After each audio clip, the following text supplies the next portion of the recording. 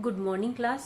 आज हम BSc first year का जूलॉजी का paper third developmental biology start करने जा रहे हैं। डेवलपमेंटल बायोलॉजी के अंदर जो सबसे पहला चैप्टर हम डिस्कस करेंगे वो होगा इंट्रोडक्शन का, embryology and introduction and history. ठीक है, इस चैप्टर में हम क्या पढ़ेंगे? ये चैप्टर जस्ट इंट्रोडक्शन या परिचय के तौर पर है, जिसमें हम ये जो भी ये टर्मिनोलॉजी यूज की गई है, लाइक एम्ब्रियोलॉजी क्या होती है, डेवलपमेंटल बायोलॉजी है वो क्या होती है, इन सब के बारे में डिस्कस करेंगे। ठीक है, तो सबसे पहले हम डिस्कस करते हैं एम्ब्रियोलॉजी क्या होती है। एम्ब्रियोलॉजी जो है वो दो शब्दों या दो वर्ड से मिलकर के बनी होती है। एम्ब्रियो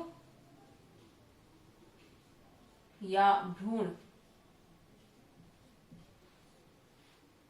प्लस लोगस या स्टडी या अध्ययन।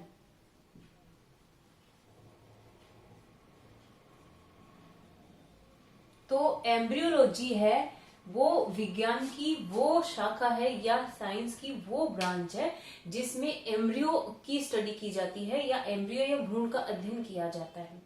ठीक है, अब भ्रूण के अंदर भ्रूण कैसे बनता है, उसमें धीरे धीरे स्टेप बाय स्टेप क्या क्या चेंजेस आते हैं, कैसे धीरे धीरे वो फीटस में कन्वर्ट हो जाता है, कैसे उसका बर्थ होता है एंड ऑल, ये सारी डिस्कस है वो इस साइंस की ये जो ब्रांच है इसमें किया जाता है। या जो हिस्टोरिकल टाइम की अगर बात करें तो उस एम्ब्रियोलॉजी का मतलब था कि किसी भी ऑर्गेनिज्म का डेवलपमेंट या किसी भी जीव के विकास का अध्ययन करना। ठीक है, लेकिन जैसे जैसे टाइम बीता और नई नई टेक्निक आती गई तो हमने देखा कि जो डेवलपमेंट है या विकास है वो एक जीव का कभी बंद होता ही नहीं है।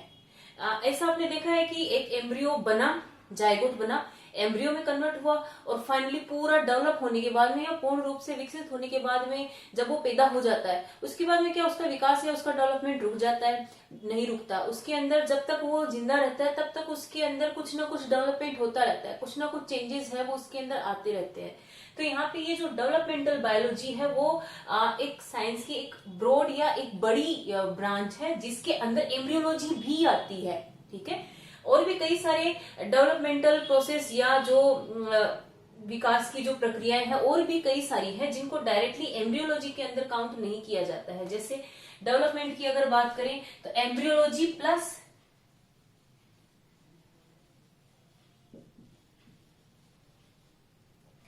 रीजनरेशन या पुनरुद्भवन,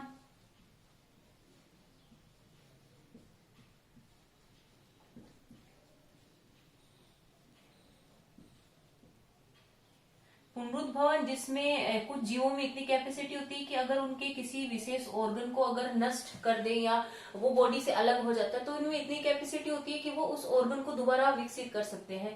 ये जो प्रक्रिया होती है इसे पुनरुद्भवन कहते हैं। जैसे छिपकली की जो पूंछ होती है वो अपनी बॉडी से अलग कर सकती है और उसके स्थान पर एक नई पूंछ जो है या टेल जो है वो देखने को मिलती है। प्लस मेटामॉर्फोसिस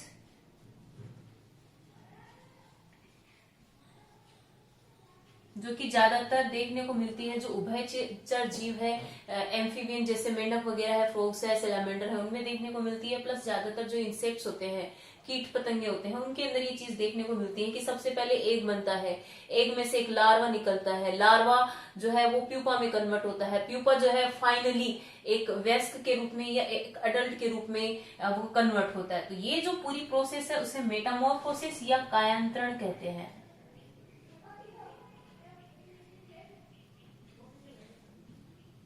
ठीक है, इसके अलावा एक चीज और है वो है गैमेटोजेनेसिस।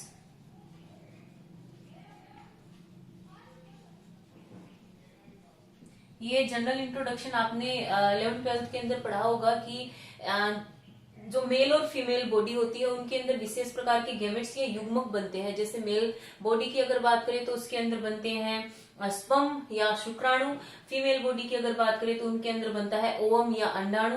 तो इनका फॉर्मेशन कैसे होता है, स्पर्म कैसे बनता है, वो मेच्योर कैसे होता है, ओवम कैसे बनता है, वो मेच्योर कैसे होता है, वो सारी जो गेमेट्स बनने की जो प्रोसेस है या युग्मक निर्माण इसको हिंदी में कहते हैं, ये जो पूरी प्रोसेस है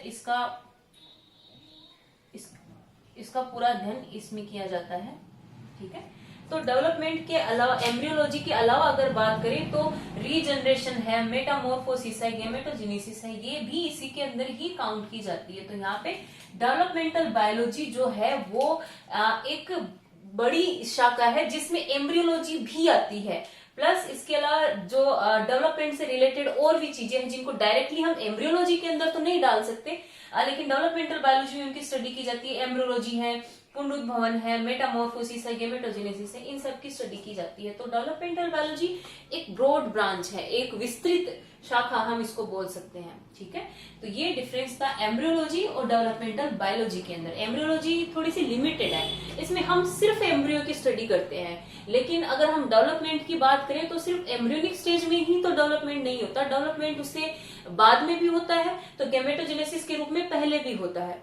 गेमेटोजेनेसिस के बाद में जब उनका फर्टिलाइजेशन हो जाता है गेमेट्स का, तब एम्ब्रियो बनता है। और ये चीजें एम्ब्रियो जो एम्ब्रियोनिक पीरियड है उसके बाद की चीजें हैं। ठीक है, ये डिफरेंस था इन दोनों का। ठीक है, इसके बाद में नेक्स्ट हम जो टॉपिक डिस्कस करने जा रहे हैं वो है ऑन्टोजेनिक डेवलपमेंट क्या होता है और फाइलोजेनेटिक डेवलपमेंट है वो क्या होता है।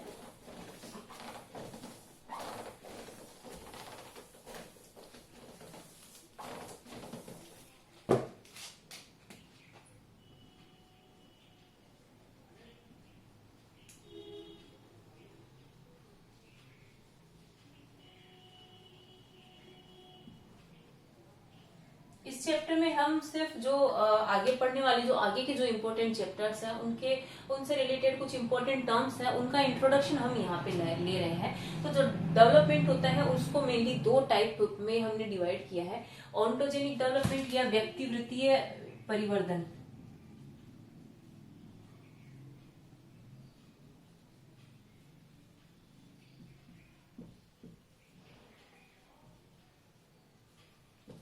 वही दूसरा है फाइलोजेनेटिक या फाइलोजेनिक डेवलपमेंट या जाति वृत्तीय परिवर्धन।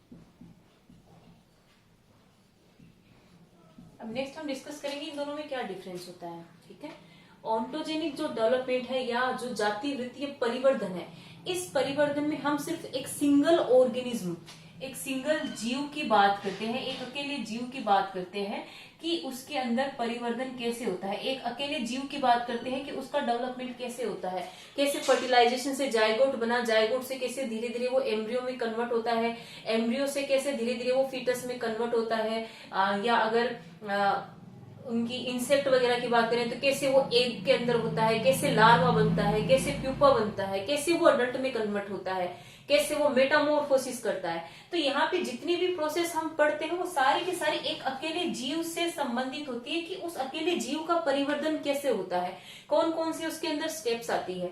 ये सारी जो स्टडी है वो ऑन्टोजेनिक डेवलपमेंट के अंदर आती है, जिसमें हम सिर्फ एक जीव का, किसी भी, चाहे हम प्लांट स्पीसीज की बात करें, एनिमल स्पीसीज की बात करें या किसी की भी बात करें, तो उसका डेवलपमेंट स्टेप बाय स्टेप कैसे होता है उसकी पूरी अगर हम स्टडी करें तो उसे हम ऑन्टोजेनिक डेवलपमेंट कहते हैं। जबकि जातिवृत्तीय विकास के अंदर हम क्या पढ़ते हैं कि पूरी की पूरी जो एक जाति है या पूरी की पूरी जो स्पीसीज है उसका इवोल्यूशन या उद्विकास कैसे होता है, कैसे वो बनती है स्टेप बाय स्टेप। क्योंकि जातियों की अगर बात करें तो आज प्रेजेंट टाइम में कोई भी जाति आप देखते हो, जैसे किसी जानवर की कोई जाति देखते हो या पेड़ पौधे की कोई जाति अगर आप देखते हो, कोई भी स्पीसीज आप देखते हो, तो आज वो जैसी है कोई जरूरी नहीं है हजारों साल पहले भी वो वैसी थी, थोड़ी अलग थी। स्टेप बाय स्टेप धीरे धीरे जैसे जैसे एनवायरनमेंट चेंज होता है, टाइम चेंज होता है, उसके अंदर भी चेंजेस आते हैं।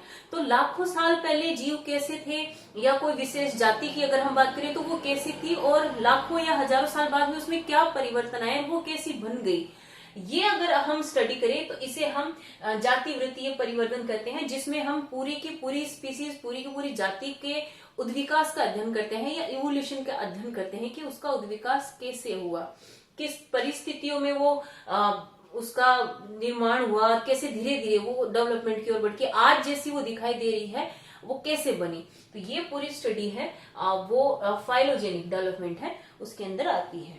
ठीक है, इसके बाद में हम डिस्कस कर रहे हैं अपना next topic, history of developmental biology या डेवलपमेंटल बायोलॉजी का इतिहास।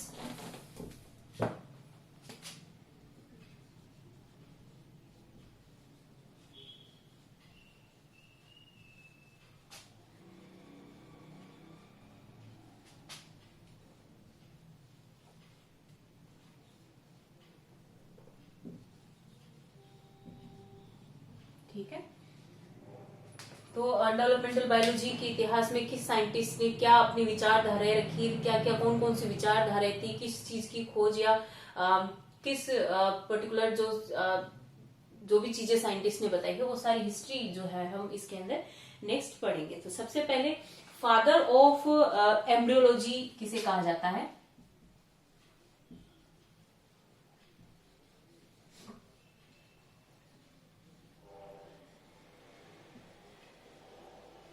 फादर ऑफ एम्ब्रियोलॉजी कहलाते हैं अरस्तु या अरिस्टोटल?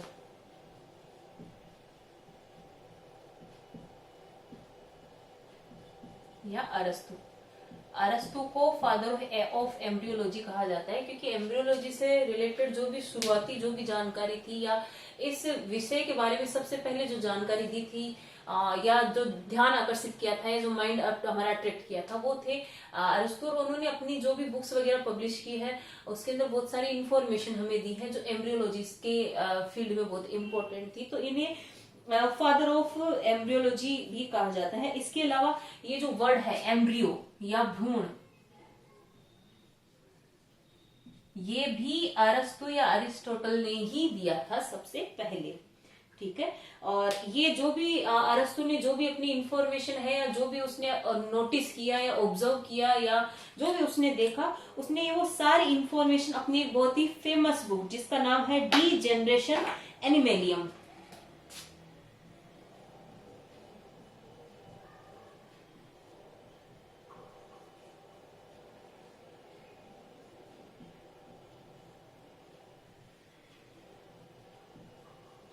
इस बुक में उन्होंने जो भी अपनी पूरी लाइफ में नोटिस किया एम्ब्रियोलॉजी से रिलेटेड वो सारा इस बुक में उन्होंने पब्लिश किया। ठीक है, इसके बाद में जो इस बुक की अगर हम बात करें तो इस बुक में जो अरस्तु है उसने ये कहा था कि कोई एक जैसी चीज होती है, कुछ एक होता है, क्योंकि उस टाइम पे माइक्रोस्कोप नहीं था तो वो कंफर्म नहीं कर पाया कि हाँ सच में ऐसा कुछ होता ही है। तो उसने कहा कि दो चीजें हो सकती है कि किसी भी एनिमल के डेवलपमेंट की या विकास की हम बात करें तो दो चीजें हो सकती है। या तो ये हो सकता है कि जो गैमेट्स होते हैं, एग या स्पर्म, जो भी कुछ उसने वर्ड यूज किया क्योंकि उस टाइम पे माइक्रोस्कोप नहीं थी तो ये चीजें क्लियर नहीं थी, वो दिखाई नहीं दी थी। तो उसने कहा कि या तो ऐसा होता है कि कोई भी जो एनिमल है वो अपने मिनिएचर या सूक्ष्म रूप में जो एग है उसके अंदर पहले से प्रेजेंट होता है, यानी उसके छोटे छोटे हाथ पैर या सारे जो ऑर्गन्स होते हैं, फीचर्स होते हैं वो बने हुए हैं एग के अंदर। और जैसे ही निषेचन होता है या फर्टिलाइजेशन होता है उसका जो डेवलपमेंट है या उसकी जो ग्रोथ है वो स्टार्ट हो जाती है, प्रारंभ हो जाती है। या तो ऐसा होता है या ऐसा होता है कि जो एग जो है वो एक अविभेदित या इनडिफरेंशिएट स्ट्रक्चर होती है। जैसे ही फर्टिलाइजेशन होता है ये स्टेप बाय स्टेप मैनर के अंदर या एक सुव्यवस्थित तरीके से धीरे धीरे करके एक एम्ब्रियो और फाइनली एक वयस्क के रूप में रूपांतरित होती है। तो ये दो चीजें इसने डाउट बताया था कि या तो ऐसा होता है या ऐसा होता है। या तो कोई भी ऑर्गेनिज्म है वो एक के अंदर सूक्ष्म रूप में रहता है, जैसे ही निषेचन होता है शुक्राणु या स्पर्म के साथ में तो वो जो सूक्ष्म रूप है वो धीरे धीरे ग्रोथ करना स्टार्ट कर देता है। या तो ऐसा होता है या फिर जो एग होता है वो एक अविभेदित कोशिका होती है और जैसे ही फर्टिलाइजेशन होता है इसमें जो आगे का विभेदन है वो प्रारंभ हो जाता है और धीरे धीरे स्टेप बाय स्टेप करते हुए ये एक संपूर्ण जीव में, ये कंप्लीट ऑर्गेनिज्म के अंदर डेवलप हो जाता है। तो ये दो चीजें अरस्तु ने कही थी जो डाउटफुल थी, क्लियर नहीं थी। तो दो चीजें जो अरस्तु ने, अरिस्टोटल ने या बताई उसके अकॉर्डिंग जो एम्ब्रियोलॉजिस्ट है या जो साइंटिस्ट है उनमें दो विचारधाराएं या आइडियोलॉजी है वो फेमस हो गई। अब वो दो आइडियोलॉजी कौन सी है वो इम्पोर्टेंट भी है और काफी फेमस भी हुई थी, तो उनको हम यहाँ पे डिस्कस करने जा रहे हैं। ये दो आइडियोलॉजी थी प्रीफॉर्मेशन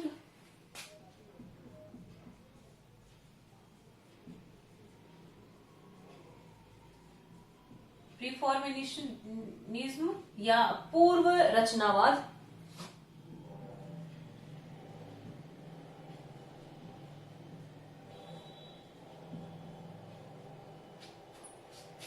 और दूसरा था एपिजेनेसिस।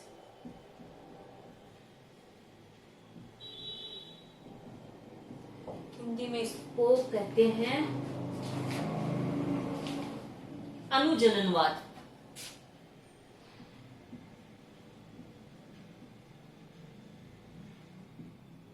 तो ये दो जो आइडियोलॉजी है, ये जो दो विचारधाराएं हैं, वो अरस्तु की जो फेमस बुक है उसके पब्लिश होने के बाद में ये दो विचारधाराएं हैं वो फेमस हो गई। या तो प्री फॉर्मेशनिज्म जो है, या तो उसको मानने वाले साइंटिस्ट थे, आधे लोग तो इसको मानते थे, आधे लोग हैं वो इसको मानते थे। अब ये आइडियोलॉजी है, ये विचारधाराएं है क्या, ये विचारधाराएं क्या कहती हैं, इनको हम आगे डिटेल में डिस्कस करते हैं। तो सबसे पहले हम बात करते हैं प्री फॉर्मेशनिज्म की या पूर्व रचनावाद की।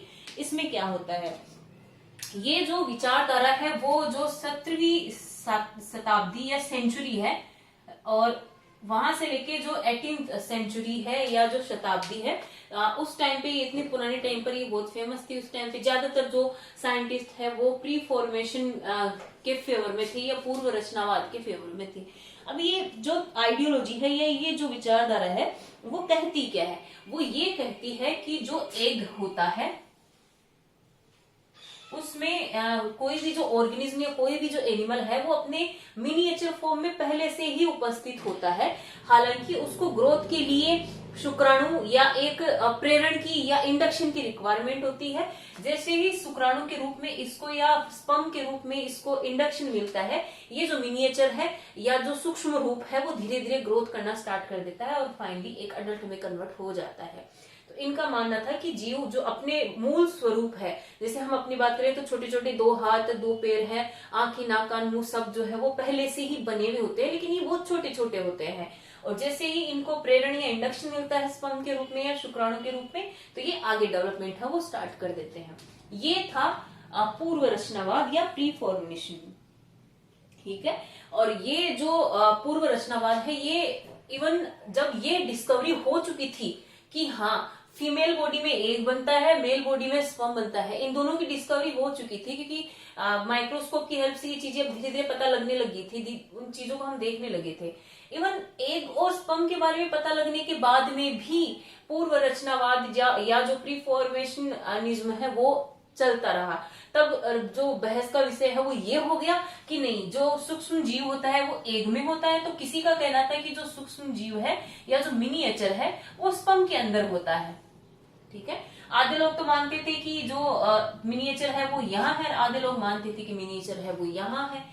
तो यहाँ पे भी जो पूर्व रचनावाद को मानने वाले हैं उनके अंदर भी 2 ग्रुप बढ़ गए थे। आधे थे वो ये कहते थे कि एग है उसके अंदर वो सूक्ष्म जीव होता है, तो आधे हैं वो ये कहते थे कि नहीं, स्पर्म के अंदर वो सूक्ष्म जीव है। हालांकि इसका खंडन हो गया था, या एक टर्म आपने अपने 11th-12th में पढ़ी होंगी, अनिषेक जनन या पार्थेनोजेनेसिस, जिसमें बिना मेल गैमेट की हेल्प से सिर्फ अकेले फीमेल गैमेट्स को या जो मादा युग्मक होता है उससे एक नए जीव को उत्पन्न किया जाता है। तो यहाँ पे इन जो बहस है, ये जो बहस है कि नहीं स्पर्म जो है वो मिनिएचर रखता है या एग है वो मिनिएचर रखता है, इस चीज को तो यहाँ पे खत्म हो गया। ये प्रूव हो गया था उनकी अकॉर्डिंग कि हाँ जो एग है उसके अंदर वो मिनिएचर होता है। तभी तो अनिषेक जनन की प्रक्रिया में या पार्थेनोजेनेसिस की प्रक्रिया में बिना स्पर्म की सहायता से सिर्फ एग जो है वो एक कंप्लीट जो अडल्ट है उसमें कन्वर्ट हो जाता है। तो ये था प्री फॉर्मेशनिज्म। ठीक है, इसके बाद में नेक्स्ट जो हम डिस्कस कर रहे हैं वो है एपिजेनेसिस या अनुजननवाद, जो कि एक्चुअल में ये है सही चीज।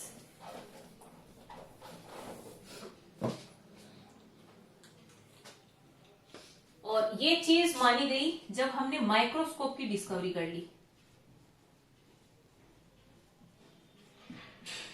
क्योंकि माइक्रोस्कोप की डिस्कवरी से पहले हम एक के अंदर या ओवम अंडाणु के अंदर क्या है वो तो दूर की बात है, हम उस एक को ही नहीं देख सकते थे, क्योंकि वो इतनी सूक्ष्म स्ट्रक्चर होती है। स्पेशली अगर हम मेमल्स की या स्तनियों की अगर हम बात करें तो इनके जो एग्स होते हैं बहुत ज्यादा छोटे होते हैं, जिनको अपन नेकेड आई से या बिना किसी औजारपाती के हेल्प से हम उनको नहीं देख सकते हैं। तो जब माइक्रोस्कोप आई तब हमने एक को सबसे पहले देखा, और एडवांस माइक्रोस्कोप आई तो हमने एक के अंदर देखा। तब हमने देखा कि ऐसा मिनिएचर जैसा कुछ नहीं होता है वहां पे, कोई ऐसा सूक्ष्म जीव है जिसके छोटे हाथ पैर सब कुछ है, ऐसा कुछ नहीं होता है वहां पे।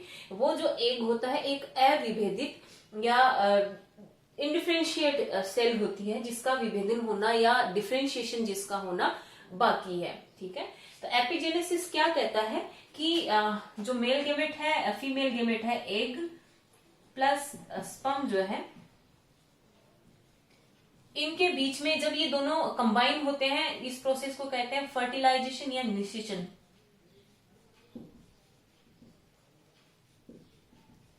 जब ये होती है तो बनता है जायगोट, और ये जो जायगोट है या जो सबसे पहली जो कोशिका बनती है डेवलपमेंट के टाइम पे, ये धीरे धीरे विभेदित होकर स्टेप बाय स्टेप धीरे धीरे ये एक कंप्लीट ऑर्गेनिज्म के अंदर डेवलप होती है। तो ये थ्योरी थी एपिजेनेसिस की। ठीक है, और ये प्रूव भी हो गया था, इस चीज को प्रूव भी कर दिया गया था कि पूर्व रचनावाद जैसा कुछ नहीं होता है, अनुजननवाद होता है। यानी कोई भी जीव है वो स्टेप बाय स्टेप उसके सारे ऑर्गन्स है, उसके सारे जो फीचर्स है, सारे जो लक्षण है, वो धीरे धीरे स्टेप बाय स्टेप उसमें विकसित होते हैं। क्योंकि अगर पूर्व रचनावाद जैसा कुछ होता तो कोई भी एनिमल, कई बार कोई जीव पैदा होता है तो उसमें बर्थ डिफेक्ट क्यों होते हैं, कोई कमी उसमें क्यों होती है? अगर वो पहले से बना है तो उसमें कोई कमी क्यों है? और कई साइंटिस्ट ने एक्सपेरिमेंट करके देख लिए, जैसे कोई ज्यादातर चिक्स वगैरह पे एक्सपेरिमेंट हुए तो उसमें उन्होंने जब एक एम्ब्रियो डेवलप हो रहा था तो उसके अंदर उसके साथ में कुछ उसको डिस्टर्ब किया, उसके साथ में कुछ एक्सपेरिमेंट किए, तो उन्होंने देखा फाइनली जो एग में से बाहर जो आ रहा है, जो भी चिक है वो बाहर आ रहा है, उसमें कोई ना कोई डिफेक्ट देखने को मिलता है। तब ये प्रूव हो गया कि पूर्व रचनावाद जैसा कुछ नहीं है। अगर कोई जीव पहले से निर्मित है तो उसमें जन्म से कुछ कमियां होती है, कुछ उसके अंदर जो कमियां देखने को मिलती है वो क्यों होती है? तो इस चीज का आंसर पूर्व रचनावाद को मानने वाले जो साइंटिस्ट है वो नहीं दे पाए। धीरे धीरे जो अनुजननवाद है इसी को ही आगे कंटिन्यू किया गया। तो आज की क्लास में हम इतना ही डिस्कस करेंगे। नेक्स्ट जो क्लास होगी उसमें हम ये डिस्कस करेंगे कि वो कौन कौन से साइंटिस्ट थे, उन्होंने कौन कौन सी थ्योरीज दी, क्या क्या प्रूव किया, जिसके बेसिस पे पूर्व रचनावाद जो है वो पूरी तरीके से गायब हो गया और जो अनुजननवाद है या जो एपिजेनेसिस की जो थ्योरी है उसे कंप्लीटली एक्सेप्ट कर लिया गया।